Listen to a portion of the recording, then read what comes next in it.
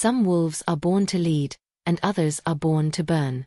That's what every member of the Ironwood pack taught Serafina Vance from the moment she presented as Omega.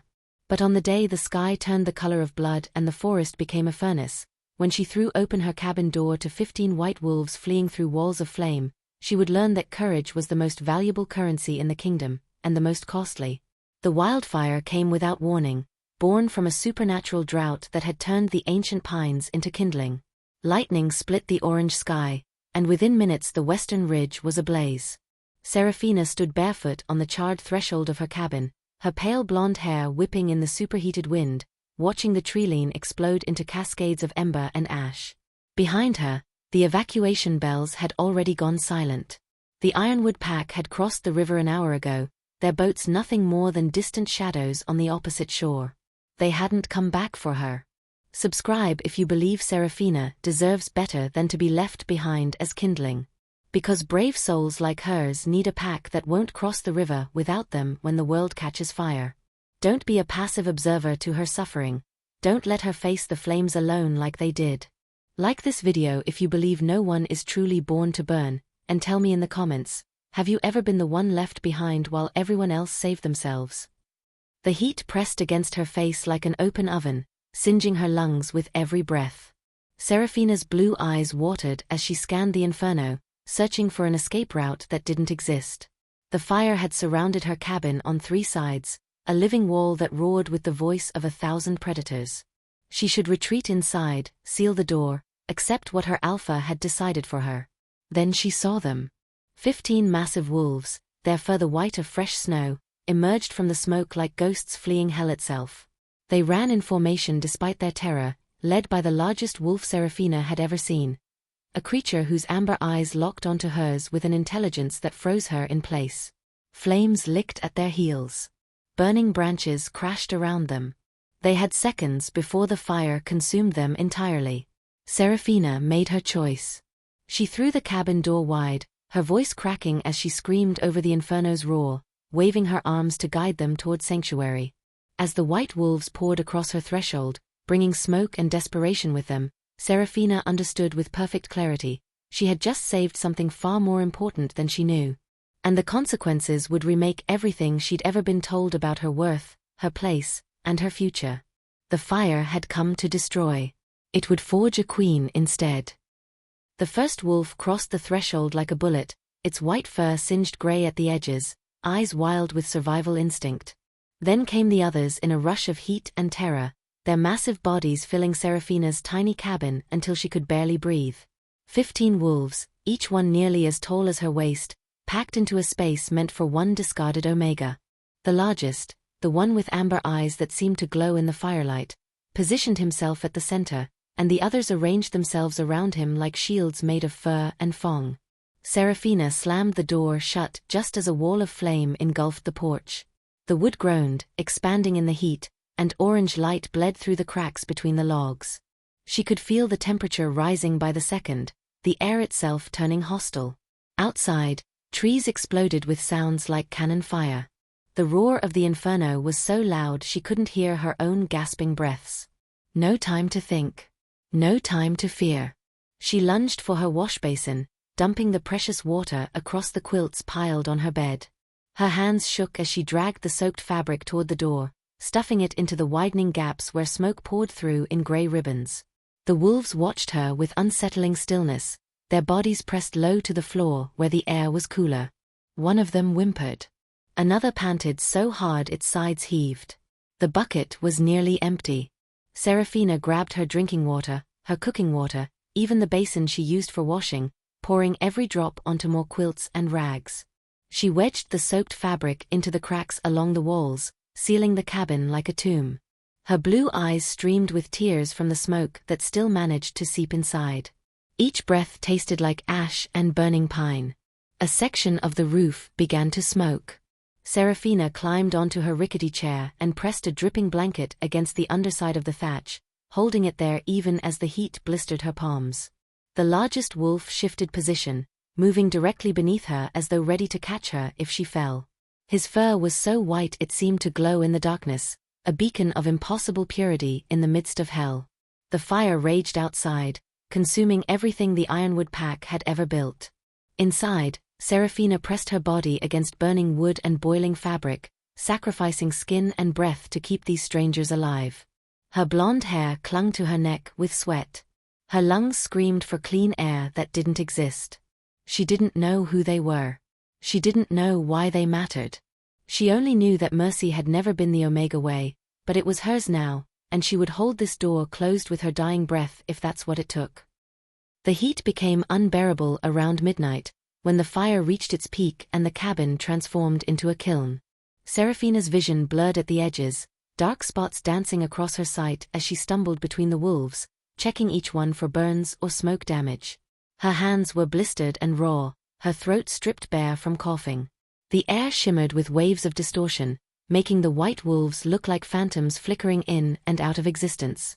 She couldn't stop moving. If she stopped, she would fall. If she fell, she wouldn't get back up. The largest wolf lay in the center of the cabin, surrounded by his guard, his breathing shallow and labored. Seraphina dropped to her knees beside him, her fingers finding the place where his fur had begun to singe. Without thinking, she peeled off her damp outer dress, the last piece of wet fabric she had, and draped it across his massive body. The cloth steamed immediately, but it would buy him minutes. Maybe enough. She pressed her palms against the fabric, holding it in place, trying to transfer whatever coolness remained into his overheated form. Her own skin felt like it was melting. The world tilted sideways, and she realized distantly that she was lying down now, curled against the wolf's flank, still trying to shield him with her body even as consciousness slipped away like water through her fingers. The last thing she heard was a sound like breaking branches, except it came from inside the cabin. From inside the wolf.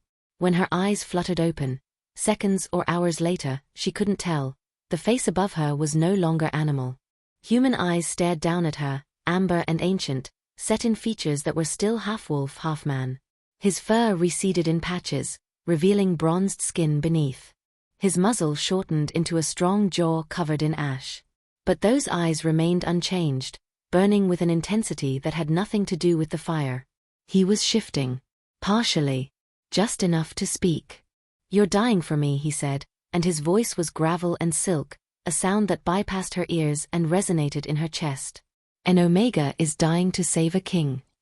Seraphina tried to form words, but her throat was too damaged.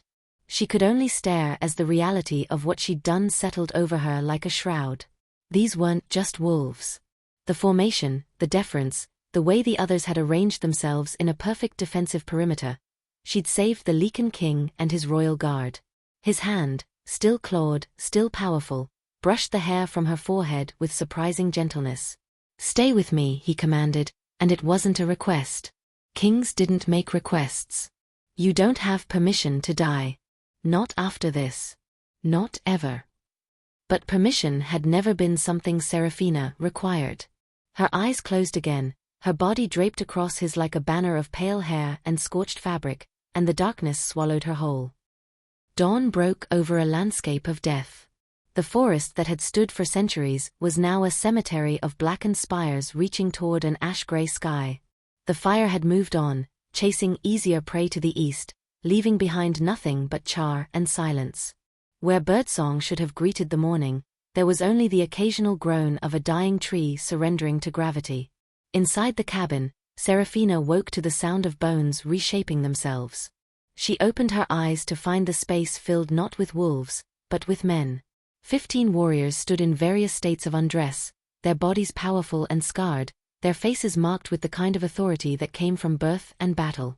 They wore the remnants of leather harnesses that had survived the shift, and each one bore a silver insignia at their throat, a wolf's head crowned with stars. The royal guard of the Lycan court. The largest man crouched beside her, and Seraphina recognized those amber eyes even in their human setting. He was devastating to look at, all sharp angles and brutal elegance, his dark hair falling across a face that could have been carved from stone. When he spoke, his voice carried the weight of absolute command. "I am Alaric Thorn, king of the Lycan territories." He studied her with an expression caught between wonder and rage. "And you are the Omega that Ironwood left to burn." It wasn't a question. Seraphina tried to sit up, but her body betrayed her, muscles refusing to cooperate. Alaric's hand shot out, steadying her with a grip that was firm but carefully controlled, as though he feared breaking her further. "They evacuated everyone," Serafina whispered, her voice like gravel. "Everyone who mattered. You mattered." The words came out sharp enough to cut. Alaric stood abruptly, addressing his guards with barely contained fury. An Omega stayed behind while an Alpha fled to safety. She gave us her water, her shelter, her body as a shield while her own pack crossed the river and left her to die. He turned back to Serafina, and something in his expression shifted, softened into something more dangerous than anger. "What is your name?" "Serafina Vance." "Serafina." He tested it, made it sound like a vow. "Your Alpha will answer for this. They all will." Before she could protest, Alaric bent and lifted her from the floor as though she weighed nothing. Her head fell against his chest, too weak to hold itself upright. Through the splintered doorway, she could see the devastation outside, the forest reduced to matchsticks, the river in the distance still reflecting the morning sun. "Where are we going?" she managed. Alaric's arms tightened around her, protective and possessive in equal measure. "To make sure you never burn again," he said. "And to teach your pack what it costs to abandon their own." He carried her into the ashes of her old life, and toward a future she couldn't yet imagine. They made it less than half a mile before Serafina's breathing turned wrong. The wet, rattling sound in her chest made every warrior in the Royal Guard go still, their enhanced hearing picking up what human ears might have missed. Alaric stopped mid-stride, his grip on her tightening as her body convulsed with coughing that brought up black phlegm and traces of blood. "Her lungs are collapsing," one of the guards said, his voice tight with concern. "The smoke damage is too severe. She won't make it to the river at this rate." Alaric's jaw clenched. He looked down at the woman in his arms, this fragile, impossible creature who had sacrificed everything for strangers, and made a decision that would bind them both forever. "Clear a space," he commanded. The guards moved instantly, forming a protective circle as Alaric lowered Serafina onto a patch of scorched earth. Her blue eyes were unfocused, her lips tinged with blue. Each breath came shorter than the last, her body shutting down one system at a time. She was dying, and they both knew it. "This will change you," Alaric said, his voice dropping to something almost gentle. "The breath of life is not given lightly. It will tie your vitality to mine, anchor your strength to my power. You will never be fully Omega again." Serafina tried to speak, but only managed a weak nod. She didn't have the luxury of choice. Alaric cradled her face between his hands, tilting her head back to expose the elegant line of her throat. His eyes shifted, pupils elongating into something predatory and ancient. When he leaned down, his lips hovering just above hers, the air between them began to shimmer with visible energy, threads of silver light that coiled and danced like living things. He breathed into her. It wasn't a kiss, though their mouths touched. It was a transfer of essence, of the raw power that made him king. Serafina's back arched as foreign strength flooded her damaged lungs, knitting torn tissue and purging the poison that had settled there. The silver light traveled down her throat, spreading through her chest, and then outward to every extremity. Her hair, that pale blonde that had always marked her as other, began to change. Starting at the tips, the color shifted to pure silver, as though she'd been dipped in moonlight. The transformation crept upward, stopping just short of her roots, leaving her marked, visibly, permanently, as someone touched by Lycan royalty. When Alaric finally pulled back, Serafina gasped, and the sound was clean. Clear. Her lungs expanded fully for the first time since the fire, drawing in air that tasted of ash and pine and something else, something that hummed with power and promise. "What did you do?" she whispered, staring at the silver ends of her hair as they caught the light. Alaric's amber eyes held hers with an intensity that made her forget the ruins around them. "I made sure you survive," he said simply. "Everything else, we'll figure out together." The Ironwood encampment came into view just before noon, a sprawling mess of tents and campfires on the safe side of the river. Serafina could smell cooking meat and hear laughter, actual laughter, drifting across the water. Her pack had been here less than a day, and they'd already forgotten the forest that burned behind them. Already forgotten her. The Royal Guard had transformed during the journey. They'd retrieved weapons and clothing from hidden caches along the route, emerging as what they truly were, elite warriors of the Lycan court. They wore black leather and silver armor now, each one armed with blades that caught the sunlight like captured stars. They moved with lethal precision, forming a protective wedge around Alaric and Seraphina as they approached the river crossing. Seraphina walked on her own now, her breathing steady thanks to the king's intervention, though her legs still trembled with exhaustion. The silver tips of her hair fell past her shoulders, impossible to miss, marking her as fundamentally changed. She kept her chin up as they descended toward the water, even as her heart hammered against her ribs. The ironwood wolves noticed them immediately. The chatter died like a candle flame snuffed out.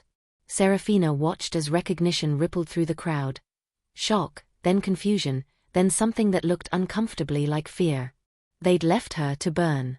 They'd heard her cabin consumed by flames.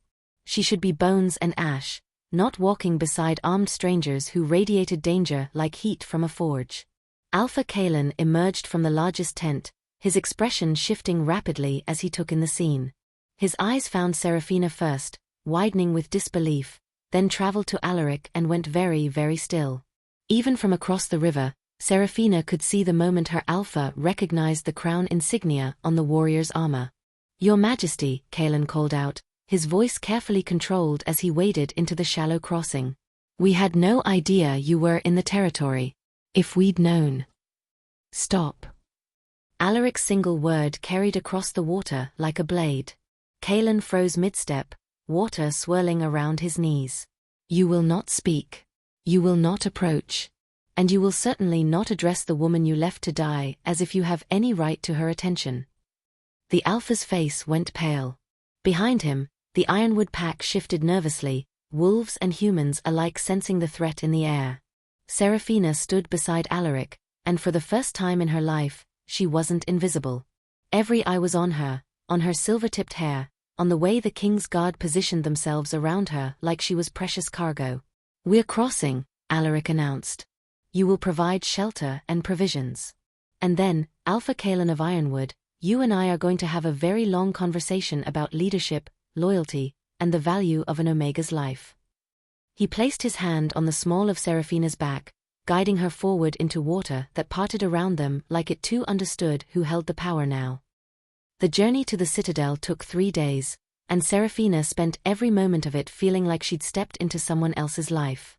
The royal guard treated her like spun glass wrapped in silk. When they stopped to rest, 2 warriors immediately erected a private tent for her use. Not the simple canvas shelter the others shared, but something with actual cushions and blankets that smelled of lavender instead of ash.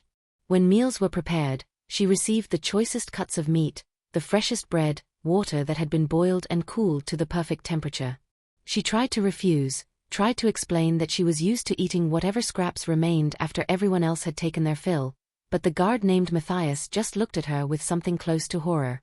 "You saved the king's life," he said, as if that explained everything. "You don't eat scraps anymore." At night, when exhaustion finally pulled her under, she would wake to find warriors standing sentinel outside her tent. Not just 1 or 2, but a full rotation that changed every few hours, ensuring she was never unguarded. Once, she'd gotten up in the dark to relieve herself and nearly collided with a guard who'd been standing so still she'd mistaken him for a tree. "I can walk 20 feet by myself," she'd whispered, embarrassed. "With respect, my lady, no. You can't." His tone left no room for argument. Alaric kept a careful distance during the days, riding at the front of their column while Seraphina traveled in the protected center. But at night, he would come to her tent after the others had settled, sitting just outside the entrance where she could see his silhouette against the firelight. He never pushed inside. Never demanded anything. Just sat there like a guardian carved from shadow, and somehow his presence made it possible for her to sleep. On the second night, she finally asked the question that had been burning in her chest. "Why are they treating me this way? I'm nobody. I'm an Omega who got lucky." Alaric turned his head, his profile sharp against the flames. "You think saving a king's life is luck? I think being in the right place at the wrong time isn't heroism. Then you don't understand what heroism is." He shifted, angling toward her so she could see his face fully. Every wolf in that cabin had a choice the moment the fire came. My guards chose to protect me, that's their duty, their training. Your pack chose to run, that's survival instinct. But you? You chose mercy when mercy was a death sentence. That's not luck, Seraphina. That's the rarest thing in any kingdom. She pulled the blanket tighter around her shoulders, her silver-tipped hair falling forward to hide her face. I still don't understand why that means I need guards. Because, Alaric said softly, you're not just the woman who saved me anymore. You're the woman I'm bringing home. The citadel rose from the mountains like something carved by gods rather than hands. Seraphina had never seen stone stacked so high, towers that pierced the clouds themselves, walls that could have contained her entire village 3 times over. The city sprawled at the fortress's base, a maze of cobblestone streets and buildings with actual glass windows that caught the afternoon sun and threw it back in 1,000 glittering fragments. She'd stopped walking without realizing it, frozen at the crest of the final hill, staring at a world that seemed impossible. Back in Ironwood, her cabin had been considered adequate because it kept the rain out. This place had bridges connecting buildings in midair, fountains that served no purpose except beauty, gardens growing on rooftops where only birds should be. It's too much, she whispered. Alaric's hand found hers, his fingers threading through her own with surprising gentleness. It's yours now. All of it. The gates opened before they reached them, guards in ceremonial armor snapping to attention as their king returned. But it wasn't Alaric they stared at, it was Seraphina, walking beside him with silver-tipped hair and a dress borrowed from the guard's supplies that hung too loose on her frame. She could feel their eyes tracking her, hear the whispers starting before they'd even entered the courtyard. Is that her? The one who saved them? Look at her hair. He gave her the breath. An omega. He's brought back an omega. The palace interior made the exterior look modest. Marble floors polished to mirrors, tapestries that must have taken years to weave, chandeliers holding more candles than Seraphina had seen in her entire life. Servants appeared from nowhere, bowing so low their foreheads nearly touched the ground. She wanted to tell them to stop, that she didn't deserve this, but Alaric's hand on her back kept her moving forward through corridors that seemed to stretch on forever. He brought her to the healing ward, a suite of rooms that smelled of herbs and clean linen. 3 healers waited, 2 women and a man, all of them wearing the silver medallions that marked them as royal physicians. They examined her with professional efficiency, checking her lungs, inspecting the burns on her hands, asking gentle questions about pain and breathing. The breath of life saved her, the elder healer said to Alaric, though her eyes stayed on Seraphina with open curiosity. Her lungs are completely restored. I've never seen regeneration this complete. She'll need clothes, Alaric said. A proper wardrobe. Quarters in the East Wing. And I want guards posted until. Your Majesty. A courier burst into the room, breathless.